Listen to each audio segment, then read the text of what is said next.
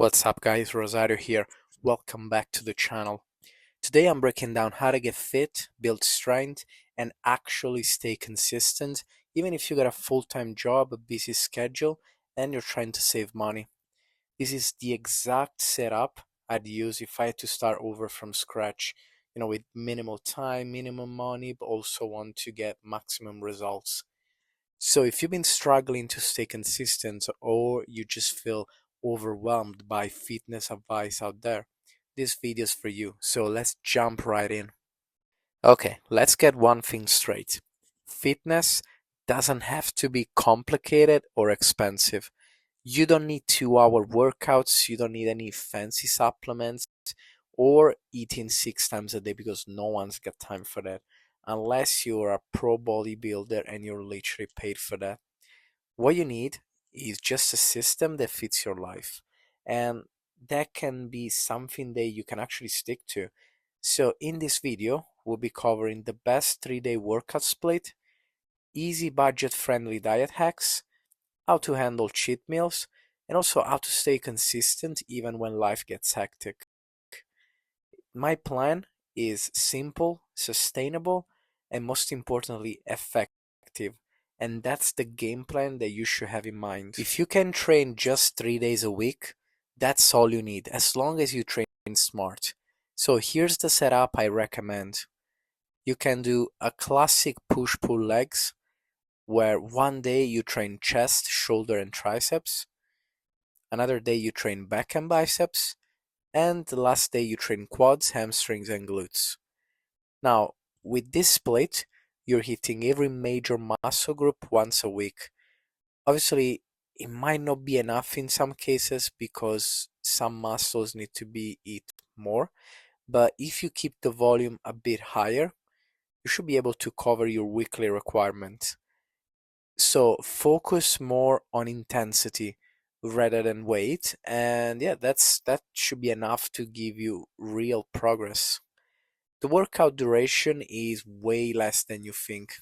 I'd say 45 minutes with proper intensity is all you need when it comes to weight training. And about cardio, I'll do 15 minutes just at the end of the weightlifting session. Not definitely not before.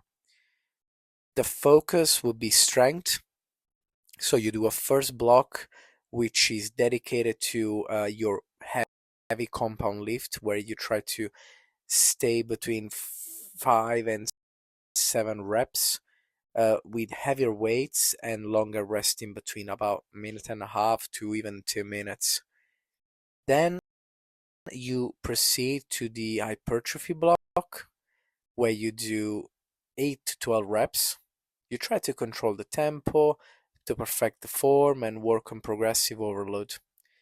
And yeah, that's pretty much it. That will cover your resistance training for strength and muscle building. And then you got cardio for cardiovascular activity and endurance. So that pretty much will make you a well-rounded athlete. So if time is tight, cut the volume, but not the effort. 3 heavy compound lift down with focus would be much better than 8 Alright, Alright, rushed let's talk about exercise food of now, any day. because that's where most people fall off. You don't need to meal prep for hours or, being able to cook like a chef. You just need to be smart and develop smart habits that will save you not just time, but also money. Now, I would say the first point is buy ready to eat staples. Stuff like microwave rice, cooked chicken breast, canned tuna or mackerel. Cheap, high protein, they're quick, so you got no excuses. Number two, I would say cook what's fast. So, stuff like eggs, for example, those are the best thing to cook because they require minimum effort. Quick to make, full of protein, healthy fats, and also, like, most important thing, they really don't stink up your kitchen. So, especially if you live with other people, it is ideal. Number three, always carry a quick meal. So keep a protein shake, a banana, or also a handful of nuts in your bag. So that's basically, it's an emergency meal that you can quickly snack on when life gets busy. Number four, smart swaps. So, for example, you can grab yogurt or canned fish when you're short on time. Um, they're not like the best option, but they'll keep you full, and also they're gonna stop you from making bad choices, like going to a vending machine or buying some quick takeaway at a fast food place. So it is the next best thing. Now, if you miss a meal, uh, you can just relax. Honestly, you don't have to make a big deal out of it. What you do, you just eat more later. That's it. So if you can only do 4 meals instead of five, combine 2 meals in one, and yeah, problem solved. Obviously, it might not be ideal for people who don't have a huge appetite, but in the end, like if you need to eat your goals, that's what you have to do. Now, the important thing here is that you keep being consistent. So it doesn't have to be perfect. It doesn't have to be 100% whole foods, super clean and extremely timed. It just has to work for you. At the end of the day, what you need is X amount of calories, and also those calories has to come from a certain amount of protein, fats, and carbs. So once you get that right, Now, the let's how talk cheat matters meals. way less. And let's be real here. Nobody's perfect with their diet, and that's absolutely okay.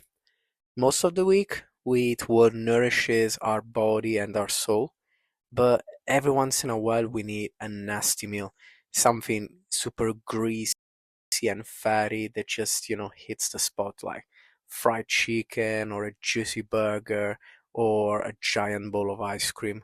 It's just what you need to reset your body and get ready for another week of clean eating. Now, I would say it's also important not to go overboard, obviously. So if you can, plan one cheat meal per week. If you want to keep things more spontaneous, like it doesn't matter the day, or just be reasonable with it. If you want to have a slice of cake, and because it's someone's birthday, but you've had your cheat meals already, like that's fine. Have the slice of cake. Just don't have the whole cake. Now, in terms That's the of point. timing, cheat meal can be used in different ways. If you have it before a heavy workout, like a heavy leg day, you're gonna have plenty of glycogen streaming through your body, so you're gonna have a hell of a workout and a hell of a pump. Obviously, make sure not to overload your body, because then you're gonna struggle with digestion. You might not sleep very well, and you actually might end up having the opposite effect. You can also have a post workout as a treat after, a bunch of heavy sets, especially if you're doing legs. Or you can have it during the weekend. You can plan it. You can combine it with your nights out, so you kill two birds with one stone. Now the goal again is not to be 100% strict. It's just to be consistent enough that one meal won't derail your whole streak of progress. Now, this next section will be about consistency and mindset. And yeah, I think it's important to remember a few things. At the end of the day, discipline beats motivation. You won't always feel like training, and that's normal. But if you have a structure, it's easy to stay on track. Well, let's say it's easier, because we're always gonna fall off a little bit, but the important thing is that we get ourselves back up and then we keep going on the same track. 3 solid workouts, know, a week, 3 hours in the gym, simple meals, small daily wins. It seems like it's reasonable and could be done by potentially everyone. That's where real progress is, guys. So forget perfection, just aim for smart swaps, improving your lifestyle, changing bad habits with better ones. And believe me, the diet and the exercise is not going to have effect just on your body, but it's going to have effect on your mood, on your hormone regulation. Like your And whole that's body it. is gonna This feel like is a my completely full different thing. blueprint to get fit, strong, and consistent on a busy schedule. So if this video helped you, drop a like, hit subscribe, and let me know in the comments what's your biggest struggle right now. Is time, food, or motivation? I'll go through the comments and reply to as many as I can. See you in the next